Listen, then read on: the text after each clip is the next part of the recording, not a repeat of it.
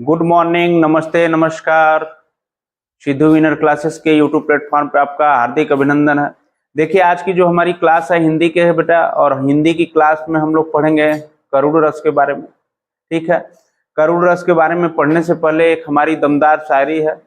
देखिए, कुछ लोग क्या करते हैं कि जीवन में हर काम को कल पे टाल देते हैं कल पर। तो उनके लिए है कि जिसने किया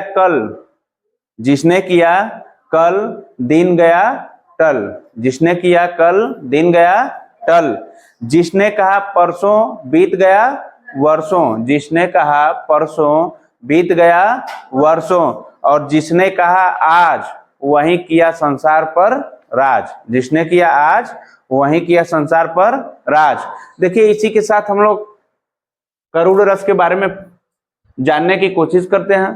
देखिए, करूड़ रस हमारा है बंधु, ध्यान से समझना।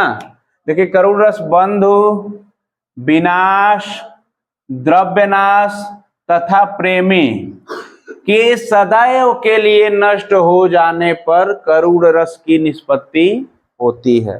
जैसे देखिए, श्री रामचंद्र जी सिया से जब उनकी परीक्षा हुई, धरती में सिया जी समा गई, तो श्री रामचंद्र को लगा कि अब हमारी पत्नी जिससे हम प्रेम करते हैं वो कहाँ चली गई, धरती में चली गई, अब उससे मुलाकात नहीं होने वाले। तो वहां पे करूड़ रस हुआ, खूब रोए कि नहीं रोए। बाकी देखिए, बंधु का नाश, विनाश हो जाता है। कोई चीज आपके माता पिता या कोई ऐसी प्राकृतिक घटनाएं हो जाती है, जैसे इसमें पंजाब, हिमाचल और उत्तराखंड जैसे इलाके त्रस्त हो जा रहे हैं बाढ़ के कारण। उसमें किसी की माँ चली जा रही है, किसी के पिता, किसी के भाई, सब लोग, ठीक है, तो किसी के रिश्तेदार छूट गए। तो ऐसे में क्या होती है, स्थितियां, किसी की फसल नष्ट हो गई, ठीक है, तो ऐसे में स्थितियां जो होती है करूड़ रस की होती है, क्योंकि बड़े बड़े किसान पाए जाते हैं पंजाब में। ठीक है, आप लोगों को पता ही होगा कि बड़े किसान रहते हैं पंजाब में, तो उनकी 100-100, 200, 300 बीघा फसल नष्ट हो गई। अब बताओ उनका कितना नुकसान हुआ। तो ऐसे किसान आत्महत्या भी कर ले रहे हैं। ठीक है, तो यहीं पे क्या होगा कि करूड़ रस की उत्पत्ति होती है वहीं से। देखिए, जैसे इसका स्थायी भाव एग्जाम में पूछता है, आपका कोई भी रस हो, मैं पिछले सेशन में भी पढ़ाया था श्रृंगार रस के बारे में, श्रृंगार रस का स्थायी भाव पूछता है। उसके बाद मैं पढ़ाया हास्य रस, हास्य रस का स्थायी भाव होता है हास्य, श्रृंगार रस का रति या प्रेम था। और इसका देखिए जो अस्थायी भाव है शोक है। क्या है बेटा? शोक है। करूड़ रस का स्थायी भाव क्या होता है? शोक। परीक्षा के लिए वेरी वेरी इंपॉर्टेंट। आगे आते हैं हम लोग। देखिए, नोट में इंपॉर्टेंट हम लिखवा दिए हैं कि इसमें मिलने की आस लगभग समाप्त हो जाती है। इसमें मिलने की आस लगभग समाप्त हो जाती है। यहां देखिए, प्रेम करते थे राम जी सीता से, वहां जब धरती में समा गई तो उनका भी मिलने का आस खत्म हो गया। द्रव्य नाश, कोई भी वस्तु अगर नाश हो जाती है तो फिर बनने का चांस नहीं रहता है। विनाश किसी चीज का हो जाता है फिर तो वापस आता नहीं है। उसी तरह बंधु विनाश हो जाता है सभी लोगों का, तो वापस नहीं आता। देखिए, हम लोग उदाहरण के माध्यम से कुछ एग्जांपल्स हैं हमारे पास वेरी इंपॉर्टेंट, जो कि परीक्षा में पूछने वाले हैं, तो उन्हीं के माध्यम से हम लोग करूड़ रस को समझेंगे। ठीक है, करूड़ रस हमारा है, अभी तो मुकुट बंधा था मात। एक नव वधू है, वो क्या कह रही है, ये सुमित्रा नंदन पंत की कविता है, कह रही कि अभी तो मुकुट बंधा था मात, अभी नई नई शादी हुई है, ठीक है, मुकुट ही बना था, हुए कल ही हल्दी के हाथ, मतलब कि शादी के पहले कुछ रस्म होती है जो कि हल्दी मेहंदी की रस्म होती है, तो इसका हल्दी का भी हाथ भी पीला ही था। बात समझ रहे हैं?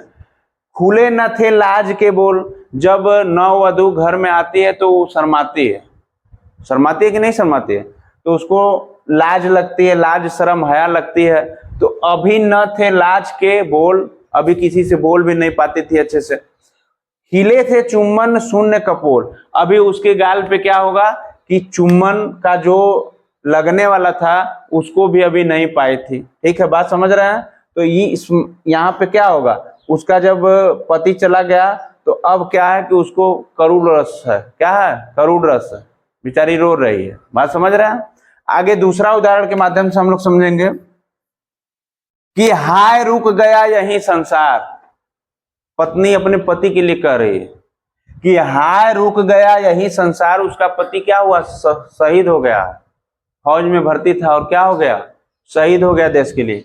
बना सिंदूर अनल अंगार, जो माथे पे सिंदूर था वो क्या बन गया, आग जैसा बन गया, अंगार बन गया, उसके लिए क्या बन गया, अंगार बन गया।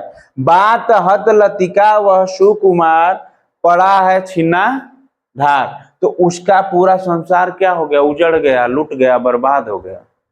बात समझ रहे हैं। तो क्या होगा वहां पे, जो भी महिला होगी क्या करेगी, खूब रोएगी, करुण रस होगा, शोक का भाव उत्पन्न होगा। ठीक है, देखिए तीसरा उदाहरण है करुण रस का। जो सथिनी होकर भी न बनी सहभागिनी, अपने पत्नी के बारे में पति बोल रहा है कि पत्नी जब उसकी क्या हुई, टपक गई, मृत्यु को प्राप्त कर गई, तो बोल रहा है कि जो सथनी होकर भी न बन सकी सहभागिनी, हमारे साथ कोई सहभागिता इनकी नहीं रही। अब उससा इस जगत में कोई नहीं अनाथिनी, अब बताओ उससा अब कोई इस दुनिया में हमारे लिए है नहीं। ठीक है, यहाँ पर भी करुणा उत्पन्न हो रही है, रो रहा है व्यक्ति, तो यहाँ पर भी क्या हो जाएगा बेटा, करुण रस। चौथा है रही खरकती हाय सूल सी, सूल माने करुणा होता है कि नहीं।